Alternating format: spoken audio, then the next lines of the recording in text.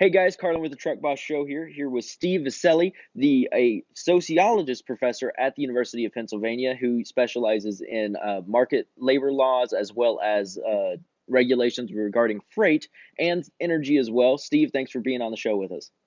Thanks for having me, Carlin. Today we are actually talking a lot about automation. So kind of walk us through a little bit of what you're doing right now on that topic. Yeah, so I've been working on sort of the labor impacts of self-driving trucks for about 2 years now. I've been looking at what happens potentially if these trucks can drive themselves. I started coming out here to California, meeting with the developers who are actually building these trucks. And they've been, and I should say to their credit, many of them have been very open about here's what we're trying to do. They're not, so there's no evil empire out here trying to put all truckers out of work or something like that. So they've been quite open about it, Mm. right? They allow me to come in, talk with their engineers, talk with the people who are doing the market strategy, all that stuff. I get to ride around in the trucks. It's really quite quite interesting. And so what I did was I sat down, with them and said, what is it you're trying to build? What do you think it's going to be able to do?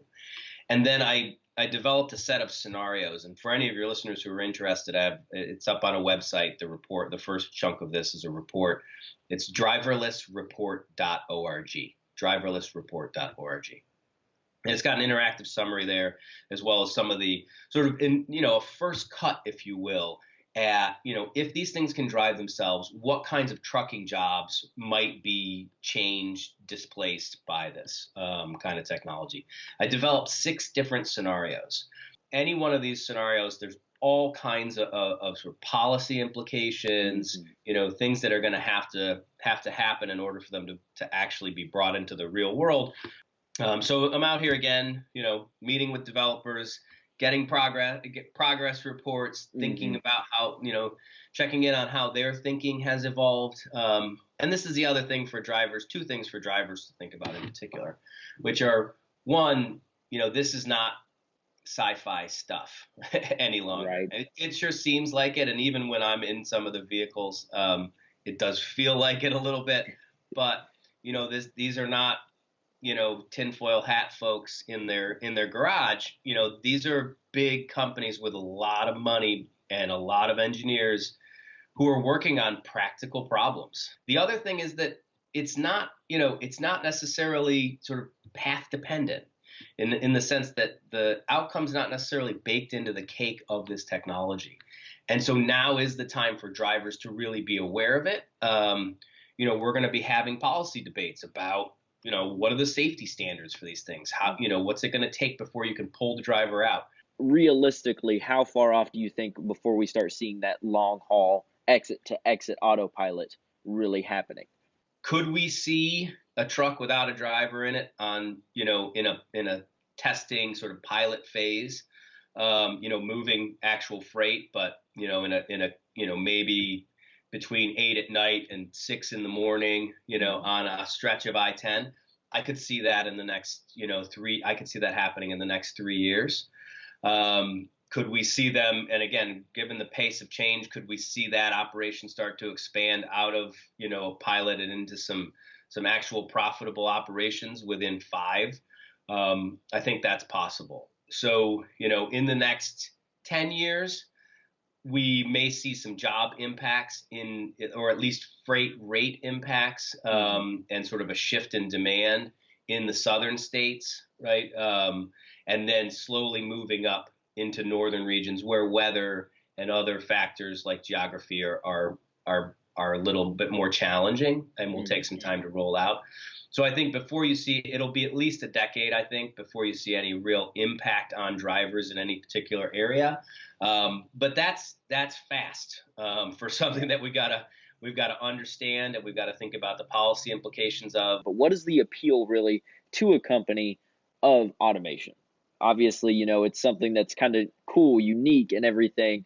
But when it comes down to it, what's really the driving factor for that pursuit? So a couple things obviously are going to play into this. One, the basic cost of the labor itself. So, you look at some of these long haul operations, right? A third or more of the expenses are that driver's wages, right? And the overhead associated with that.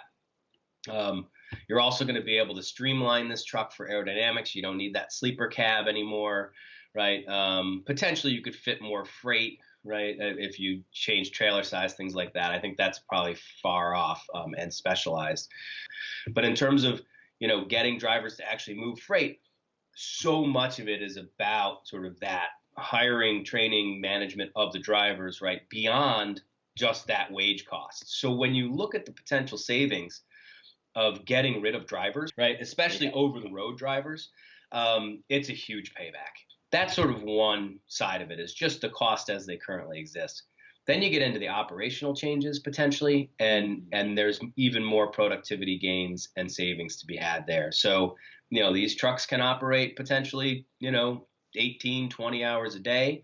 Now, what does that mean? It means for, a Smith packing, right, or someone who's hauling, meat, who's sending meat products, you don't need to have your distribution centers spaced the same way that they were before. If you're Walmart, and you've got your distribution centers, servicing 25 stores within a day out and back from where you are, now you can have, half as many, a third as many distribution centers as you used to before, because that truck can go, twice as far in a day. So when you start to look at those, the way that the service is going to be able to change, firms are going to start to see that, this is somewhere we can capture a lot of market share, meet and create new customer demand that we can make more on. So thanks again for being on the show. Where can people go to follow you, get some of this information for themselves? You did say driverlessreport.org. So where else can they go and look at your research Yeah, and look at your yeah, information? driverlessreport.org, definitely for the self-driving research. My own website is Steve Viscelli, Viscelli.com. And there are links there to my book on long haul, as well as some of the driverless stuff. I don't update it quite as regularly as I should, but there's a lot of information up there. Perfect. Well, again, thank you, Steve. I appreciate it, and we'll definitely have you on the show again. This has been the awesome segment on the Truck Boss Show. We'll catch you next time.